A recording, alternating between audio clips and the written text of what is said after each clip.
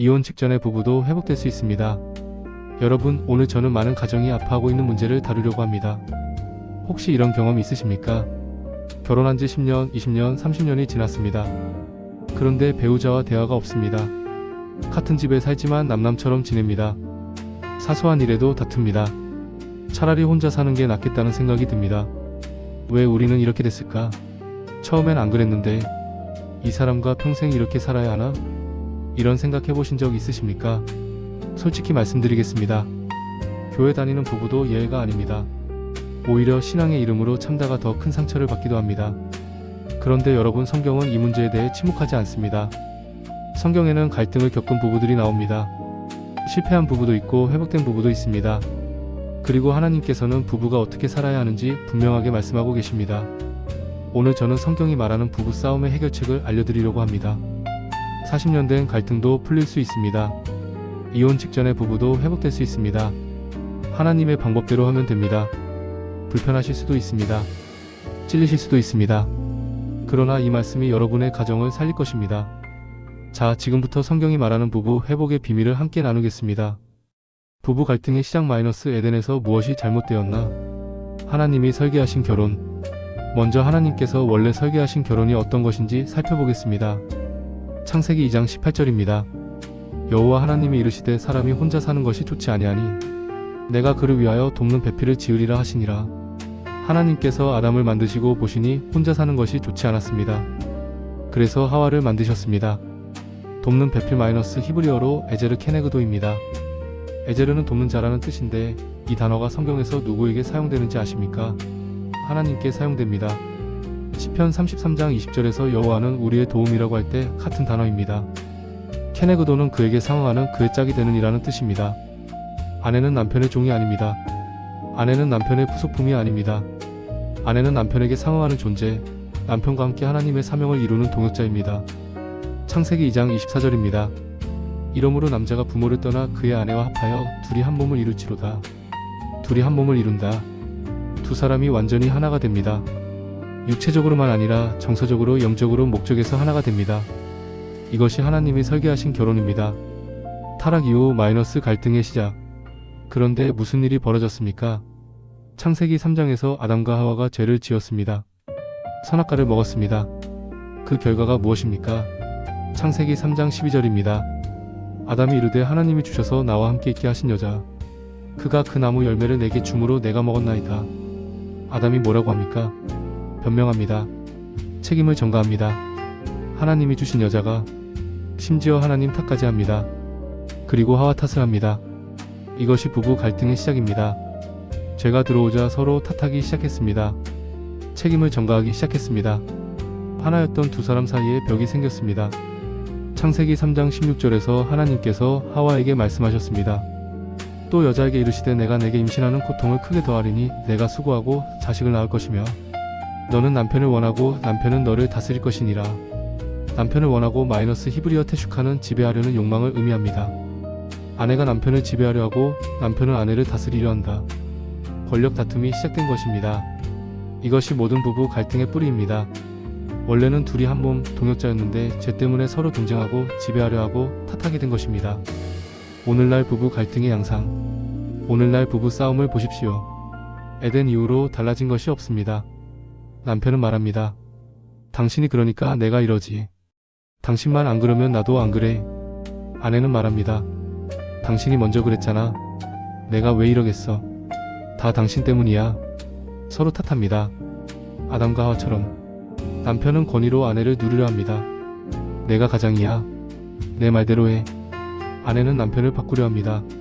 왜 이것도 못해? 왜 저것도 안 해? 서로 지배하려 합니다. 타락 이후의 저주처럼. 여러분, 부부싸움의 근본 원인은 배우자가 아닙니다. 죄입니다. 우리 안에 있는 이기심, 교만, 분노, 욕심 이것이 문제입니다. 상대방을 바꾸려고 하면 갈등은 끝나지 않습니다. 내 안의 죄를 다루어야 합니다. 성경 속 세 쌍의 부부 이야기. 첫 번째 부부 아브라함과 사라 갈등을 넘어 믿음의 동역자로.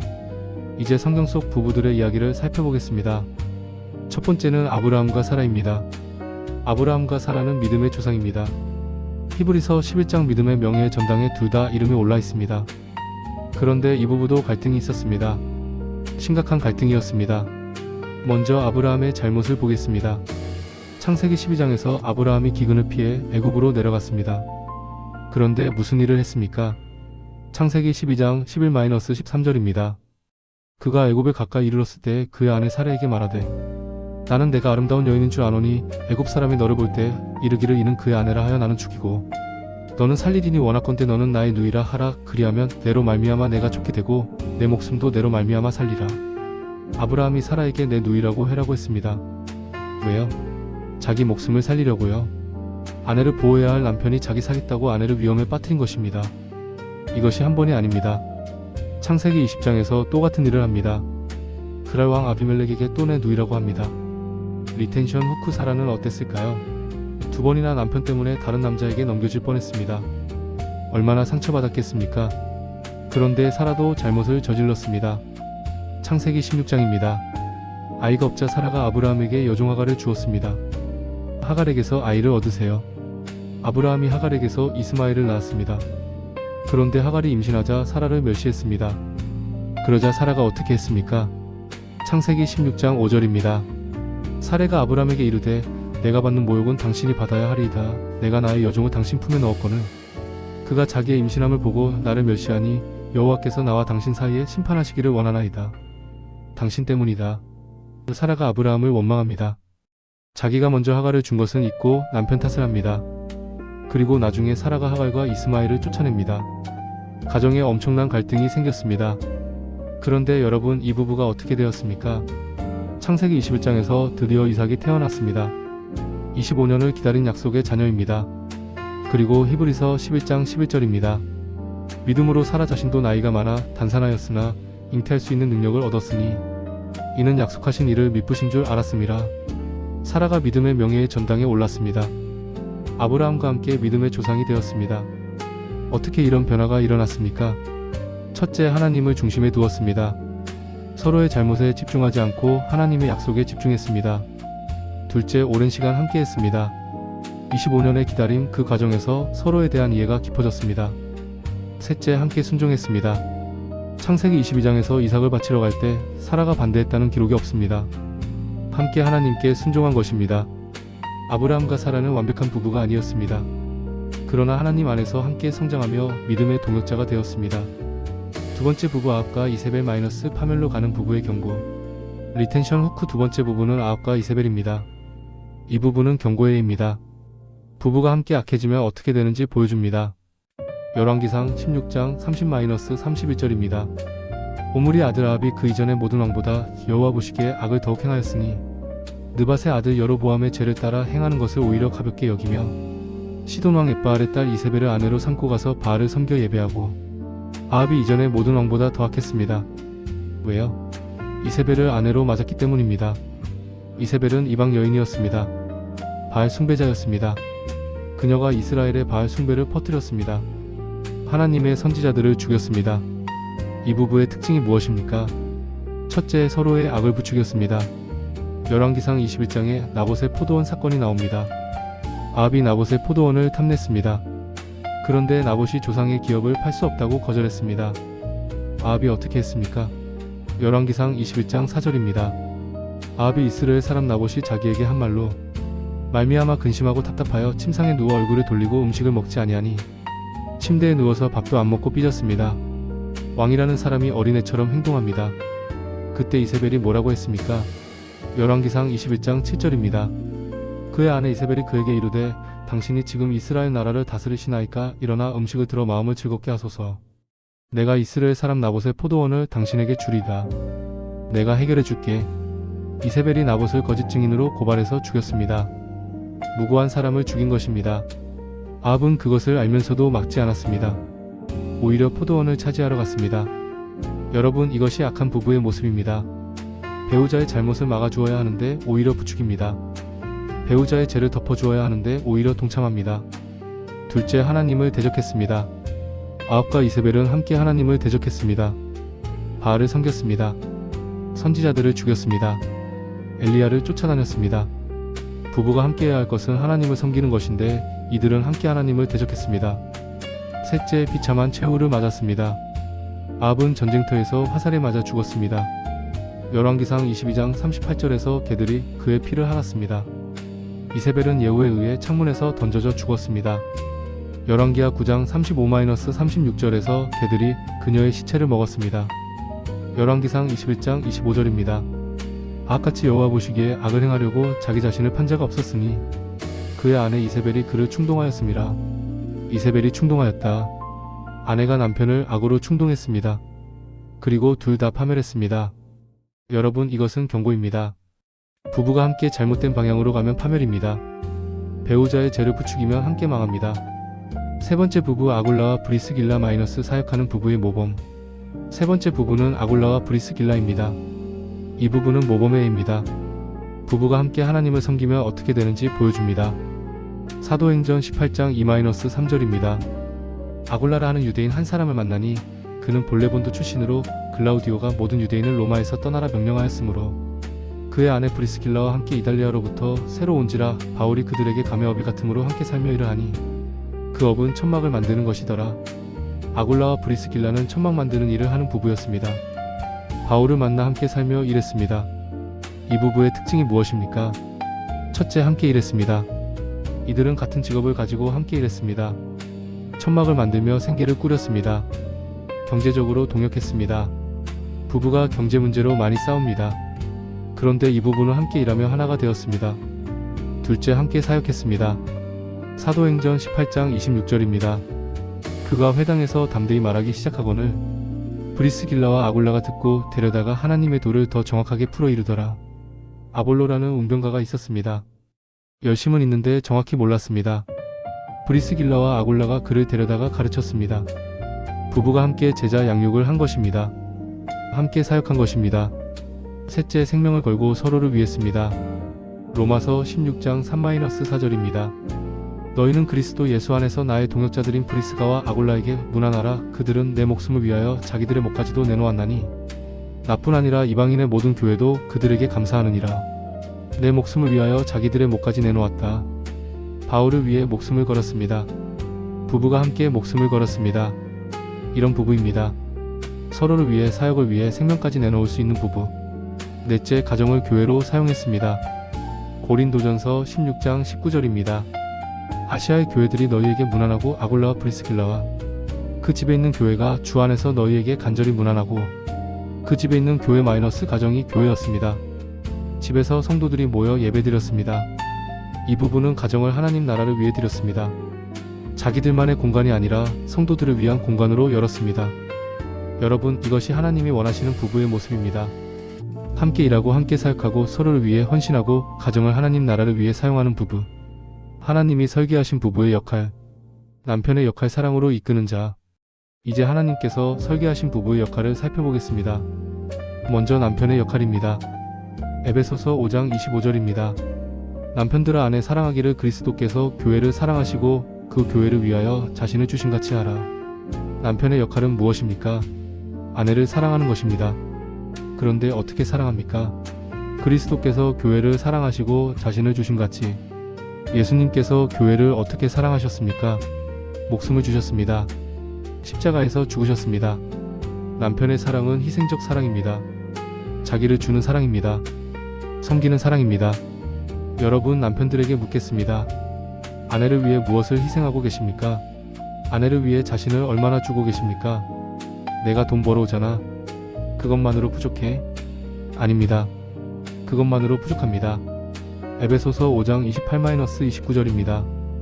이와 같이 남편들도 자기 아내 사랑하기를 자기 자신과 같이 할지니 자기 아내를 사랑하는 자는 자기를 사랑하는 것이라. 누구든지 언제나 자기 육체를 미워하지 않고 오직 양육하고 보호하기를 그리스도께서 교회에게 함과 같이 하나니. 양육하고 보호하라. 남편은 아내를 양육하고 보호해야 합니다. 양육의 헬라어 ek트레포는 키우다, 영양을 공급하다라는 뜻입니다. 아내가 영적으로 정서적으로 성장하도록 돕는 것입니다. 보호의 헬라어 탈포는 따뜻하게 하다, 부드럽게 돌보다라는 뜻입니다. 아내를 따뜻하게 부드럽게 대하는 것입니다. 남편들이여, 아내에게 소리 지르십니까? 아내를 무시하십니까? 아내의 말을 듣지 않으십니까? 그것은 그리스도의 사랑이 아닙니다. 베드로전서 3장 7절입니다. 남편들아, 이와 같이 지식을 따라 너희 아내와 동거하고 그를 더 연약한 그릇이요 또 생명의 은혜를 함께 이어받을 자로 알아 귀히 여기라. 이는 너희 기도가 막히지 아니하게 하려 함이라. 귀히 여기라. 아내를 귀하게 대하라. 그리고 중요한 말씀이 있습니다. 이는 너희 기도가 막히지 아니하게 하려 함이라. 아내를 함부로 대하면 기도가 막힙니다. 남편들이여, 기도 응답이 없으십니까? 혹시 아내를 귀히 여기지 않아서는 아닙니까? 아내의 역할 존경으로 세우는 자. 이제 아내의 역할입니다. 에베소서 5장 22-24절입니다. 아내들이여, 자기 남편에게 복종하기를 주께 하듯 하라. 이는 남편이 아내의 머리됨이 그리스도께서 교회의 머리됨과 같음이니라. 그가 바로 몸의 구주시니라. 그러므로 교회가 그리스도에게 하듯 아내들도 범사에 자기 남편에게 복종할지니라. 복종이라는 단어가 나옵니다.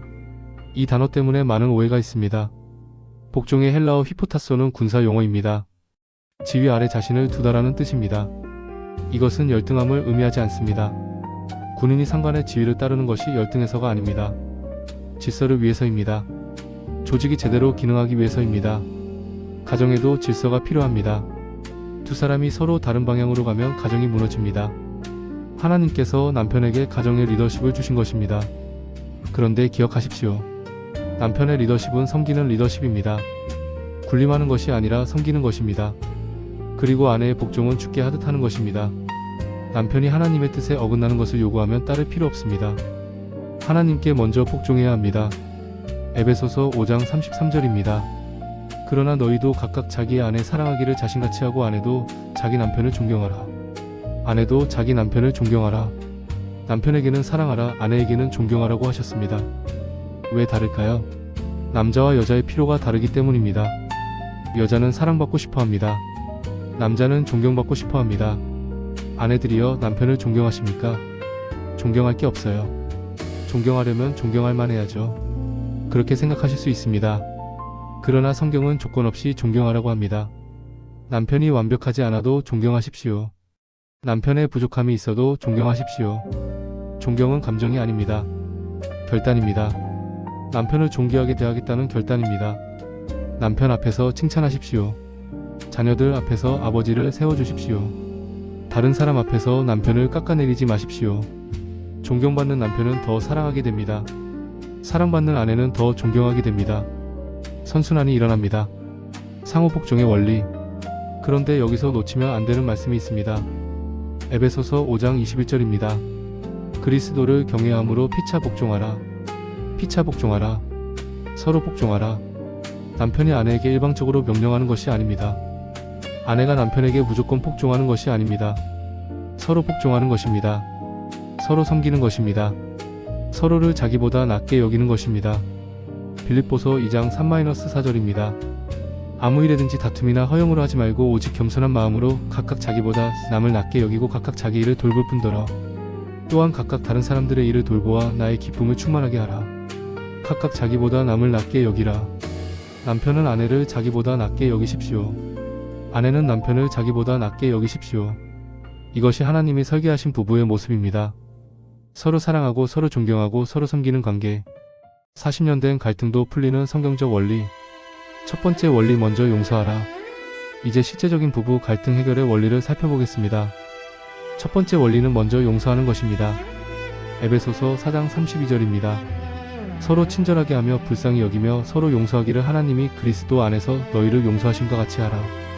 하나님이 그리스도 안에서 너희를 용서하심과 같이 용서하라. 하나님께서 우리를 어떻게 용서하셨습니까?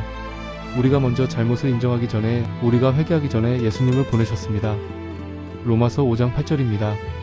우리가 아직 죄인 되었을 때 그리스도께서 우리를 위하여 죽으심으로 하나님께서 우리에 대한 자기의 사랑을 확증하셨느니라. 아직 죄인 되었을 때 그리스도께서 죽으셨습니다. 먼저 용서하셨습니다. 상대가 회개하기 전에 먼저 사랑하셨습니다. 부부 사이에도 마찬가지입니다. 배우자가 먼저 사과해야 해요. 그래야 용서하죠. 그것은 하나님의 방식이 아닙니다. 먼저 용서하십시오. 상대가 사과하기 전에 용서하십시오. 여러분, 용서한다는 것이 무엇입니까? 첫째, 그 잘못을 더 이상 들추지 않겠다는 것입니다. 싸울 때마다 그때 당신이 그랬잖아 하고 꺼내면 용서한 게 아닙니다. 둘째, 그 잘못으로 안갚음하지 않겠다는 것입니다. 당신이 나한테 그랬으니까 나도 이렇게 할 거야 하면 용서한 게 아닙니다. 셋째, 그 잘못을 다른 사람에게 말하지 않겠다는 것입니다. 친구에게, 가족에게 배우자의 잘못을 고발하면 용서한 게 아닙니다. 40년 동안 쌓인 원망이 있으십니까? 용서하십시오. 너무 많이 쌓여서 용서가 안 돼요. 맞습니다. 우리 힘으로는 안 됩니다. 그래서 하나님께 구해야 합니다. 주님, 저는 용서할 수 없습니다. 용서할 마음을 주세요. 제가 용서받은 것처럼 용서할 수 있게 해주세요. 하나님께서 용서할 수 있는 마음을 주실 것입니다. 두 번째 원리, 말을 바꾸라. 두 번째 원리는 말을 바꾸는 것입니다. 잠언 18장 21절입니다. 죽고 사는 것이 혀의 힘에 달렸나니 혀를 쓰기 좋아하는 자는 혀의 열매를 먹으리라. 죽고 사는 것이 혀의 힘에 달렸다. 말이 사람을 살리기도 하고 죽이기도 합니다. 부부관계도 마찬가지입니다. 말 한마디가 관계를 살리기도 하고 죽이기도 합니다. 에베소서 4장 29절입니다. 무릇 더러운 말은 너희 입 밖에도 내지 말고 오직 덕을 세우는 데 소용되는 대로 선한 말을 하여 듣는 자들에게 은혜를 끼치게 하라. 더러운 말은 입 밖에 내지 말라. 덕을 세우는 선한 말을 하라. 배우자에게 어떤 말을 하고 계십니까? 당신은 왜 맨날 그래? 도대체 뭘 해도 제대로 하는 게 없어. 당신 때문에 내가 이 모양이야. 시집장가를 잘못 왔어. 이런 말이 배우자를 죽입니다. 관계를 죽입니다. 말을 바꾸십시오. 비난 대신 요청하십시오. 왜 설거지 안 해? 가 아니라 설거지 좀 해줄 수 있어? 명령 대신 부탁하십시오. 이거 해. 가 아니라 이거 해주면 고맙겠어. 과거 대신 현재에 집중하십시오. 그때 당신이. 가 아니라 지금 우리가. 그리고 칭찬하십시오. 잠언 31장 28-29절입니다. 그의 자식들은 일어나 감사하며 그의 남편은 칭찬하기를 덕행 있는 여자가 많으나 그대는 모든 여자보다 뛰어나다 하느니라. 남편이 아내를 칭찬합니다. 그대는 모든 여자보다 뛰어나다. 아내도 남편을 칭찬하십시오. 당신이 최고야. 당신과 결혼해서 행복해. 말 한마디가 관계를 바꿉니다. 세 번째 원리, 함께 기도하라. 세 번째 원리는 함께 기도하는 것입니다. 마태복음 18장 19-20절입니다. 진실로 다시 너희에게 이르노니 너희 중에 두 사람이 땅에서 합심하여 무엇이든지 구하면 하늘에 계신 내 아버지께서 그들을 위하여 이루게 하시리라. 두세 사람이 내 이름으로 모인 곳에는 나도 그들 중에 있느니라. 두 사람이 합심하여 구하면 이루어진다. 부부가 함께 기도하면 능력이 있습니다. 하나님께서 응답하십니다. 어떤 통계에 따르면 함께 기도하는 부부의 이혼율은 1% 미만이라고 합니다. 함께 기도하면 갈라지기 어렵습니다. 왜 그럴까요? 첫째, 기도하면 마음이 부드러워지기 때문입니다. 하나님 앞에 무릎 꿇으면 교만이 꺾입니다. 완고한 마음이 녹습니다. 둘째, 기도하면 하나님의 관점으로 보게 되기 때문입니다. 내 관점이 아니라 하나님의 관점으로 배우자를 보게 됩니다. 하나님이 사랑하는 자녀로 보게 됩니다. 셋째, 기도하면 하나님께서 역사하시기 때문입니다. 우리가 바꿀 수 없는 것을 하나님께서 바꾸십니다. 배우자를, 그리고 나를. 여러분, 배우자와 함께 기도하고 계십니까? 배우자가 안 믿어요. 그래도 혼자라도 배우자를 위해 기도하십시오. 배우자가 기도하자고 해도 어색해요. 처음엔 어색합니다. 그래도 시작하십시오. 처음엔 짧게 시작하십시오. 주님, 오늘 하루도 지켜주세요. 우리 가정을 축복해주세요. 손을 잡고 기도하십시오. 눈을 맞추고 기도하십시오. 함께 기도하면 싸우기가 어렵습니다. 함께 기도한 후에 당신 때문에 못 살아 라고 말하기가 어렵습니다. 함께 기도하십시오. 그것이 부부관계 회복의 가장 강력한 방법입니다. 네 번째 원리, 포기하지 말라. 네 번째 원리는 포기하지 않는 것입니다. 고린도전서 13장 7절입니다. 모든 것을 참으며 모든 것을 믿으며 모든 것을 바라며 모든 것을 견디느니라. 사랑은 모든 것을 견딘다. 포기하지 않습니다. 말라기 2장 16절입니다. 이스라엘의 하나님 여호와가 이르노니 나는 이혼하는 것과 고뒤에 가득한 포악을 가리는 자를 미워하노라. 만군의 여호와의 말이니라. 그러므로 너희 심령을 삼가 지켜 괴사를 행하지 말지니라. 나는 이혼하는 것을 미워한다. 하나님께서 이혼을 미워하십니다. 물론 성경은 음행이나 유기 같은 극단적인 경우에 이혼을 허용합니다. 그러나 그것은 예외입니다. 하나님의 원래 뜻은 평생 함께하는 것입니다. 목사님, 너무 힘들어요. 더 이상 못하겠어요. 그 마음 이해합니다. 정말 힘드실 것입니다. 그런데 포기하기 전에 한 번만 더 시도해 보시겠습니까? 하나님의 방법으로 한 번만 더 해보십시오. 먼저 용서하고 말을 바꾸고 함께 기도해 보십시오. 호세아 선지자를 보십시오. 하나님께서 호세아에게 음란한 여인 고멜과 결혼하라고 하셨습니다. 고멜은 결혼 후에도 다른 남자들에게 갔습니다. 호세아를 배신했습니다. 그런데 하나님께서 뭐라고 하셨습니까? 호세아 3장 1절입니다. 여호와께서 내게 이르시되 다시 가서 자기 남편의 사랑을 받으면서도 다른 남자를 사랑하는 음녀를 사랑하라. 이스라엘 자손이 다른 신들을 돌아보아 건포도 과자를 즐길지라도 그들을 사랑하시는 여호와와 같이 하라 하시기로. 다시 가서 사랑하라. 호세아의 아내가 배신했는데도 다시 사랑하라고 하셨습니다. 왜요? 그것이 하나님께서 이스라엘을 향해 하시는 일이기 때문입니다. 이스라엘이 하나님을 배신해도 하나님은 포기하지 않으셨습니다. 다시 또 다시 사랑하셨습니다. 여러분, 배우자가 실망스러워도 포기하지 마십시오. 하나님께서 우리를 포기하지 않으신 것처럼 우리도 배우자를 포기하지 맙시다. 40년 된 갈등도 풀릴 수 있습니다. 하나님께서 하시면 됩니다. 여러분, 오늘 우리는 성경이 말하는 부부싸움의 해결책을 살펴보았습니다. 에덴에서 시작된 부부 갈등의 뿌리를 보았습니다. 죄가 문제입니다. 서로 탓하고 지배하려 하는 것이 문제입니다. 세 쌍의 부부를 보았습니다. 아브라함과 사라 갈등이 있었지만 하나님 안에서 믿음의 동역자가 되었습니다. 아합과 이세벨 서로의 악을 부추겨 함께 파멸했습니다. 아굴라와 브리스길라 함께 일하고 사역하며 모범적인 부부가 되었습니다. 하나님이 설계하신 부부의 역할을 보았습니다. 남편은 그리스도께서 교회를 사랑하심같이 아내를 사랑해야 합니다. 아내는 교회가 그리스도에게 하듯 남편을 존경해야 합니다. 그리고 서로 복종하며 섬겨야 합니다. 40년 된 갈등도 풀리는 성경적 원리를 보았습니다. 첫째, 먼저 용서하십시오. 둘째, 말을 바꾸십시오. 셋째, 함께 기도하십시오. 넷째, 포기하지 마십시오. 여러분, 이혼 직전의 부부도 회복될 수 있습니다. 하나님께서 회복시켜 주십니다. 에스겔 37장에 마른 뼈가 살아나는 환상이 나옵니다. 완전히 죽은 것 같던 뼈들이 하나님의 말씀으로 살아났습니다. 여러분의 결혼이 마른 뼈처럼 느껴지십니까? 하나님께서 살리실 수 있습니다. 욥기 42장 10절입니다. 욥이 그의 친구들을 위하여 빌매 여호와께서 욥을 이전 형편대로 회복시키시고 여호와께서 욥에게 이전 모든 소유보다 갑절이나 주신지라. 하나님은 회복의 하나님이십니다. 잃어버린 것을 되찾아 주시는 하나님이십니다. 여러분의 결혼도 회복시켜 주실 것입니다. 처음 사랑을 회복시켜 주실 것입니다. 오늘부터 시작하십시오. 오늘 배우자에게 사랑해라고 말하십시오. 오늘 배우자의 손을 잡고 기도하십시오. 오늘 배우자의 잘못을 용서하십시오. 작은 시작이 큰 변화를 가져올 것입니다. 하나님께서 여러분의 가정을 축복하시기를 기도합니다. 부부가 서로 사랑하고 존경하며 하나님 안에서 하나 되는 가정이 되시기를 예수님의 이름으로 축복합니다. 구독과 좋아요 꼭 눌러주세요. 감사합니다.